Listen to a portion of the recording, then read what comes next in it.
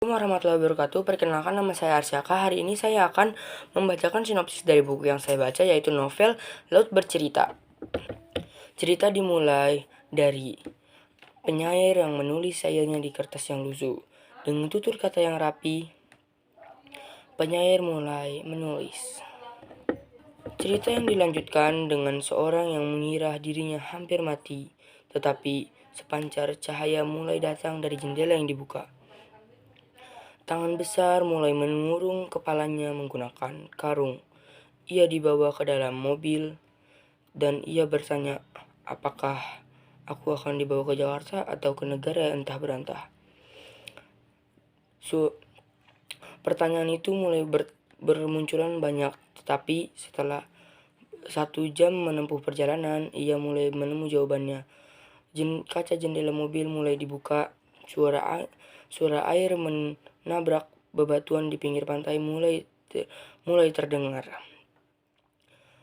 Akhirnya ia tahu bahwa Akhirnya si tangan besar pun mulai membuka karungnya dan membawa ia ke tepi pantai. Ia akhirnya menyadari bahwa ia ada di tepi pantai di negara entah berantah dengan 2 pasang pemberat di kakinya. Setelah melihat burung dan dobrakan air ke bebatuan tepi pantai, ia pun melihat gelap di dalam karung. Ia pun dibawa kembali menggunakan motor air ke tempat yang ia tidak tahu. Ia mulai mendengar suara burung yang bergemuruh, suara air yang mendobrak motor air, dan suara tabrakan batu dengan motor air. Saat sudah sampai, karung mulai dibuka dengan si tangan besar.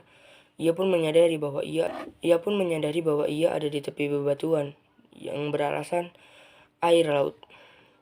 Saat itu ia berpikir, mengapa aku ada di sini? Apakah aku akan dibuang? Pertanyaan pun mulai bermunculan, tetapi ia hanya melihat gelap kembali lagi. Ia mulai mendengar suara bincangan antara si mata besar dan orang yang tidak ia kenal. Saat sudah dibuka lagi, ia pun melihat seorang pria dengan pakaian jas rapi dan berkarisma. Saat itu si tangan besar mulai menyalakan api untuk membakar rokok di tangannya. Ia mulai berbincang lama sampai aku pun tak tahu lamanya berapa. Saat itu ia sudah selesai berbincang dan akhirnya ia pun dibawa masuk ke dalam rumah dan dikurung di dalam kamar. Saat itu ia mulai bertanya, apakah aku akan dibuang? Tetapi sebelum pertanyaan muncul banyak, mata ia tertutup. Ia bangun di pagi hari yang dengan sinar yang menerangi matanya, dan dengan suara gemuruh dari burung-burung yang berterbangan di atas rumahnya. Ia mulai diseret kembali oleh si tangan besar ke pinggir tepi bebatuan yang di pinggir pantai dan didudukan untuk waktu yang lama. Saat selesai mengobrol, ternyata aku dibuang ke dalam laut. Suara burung yang bergemuruh mulai hilang. Kegelapan mulai menenggelamkan aku, dan ikan-ikan mulai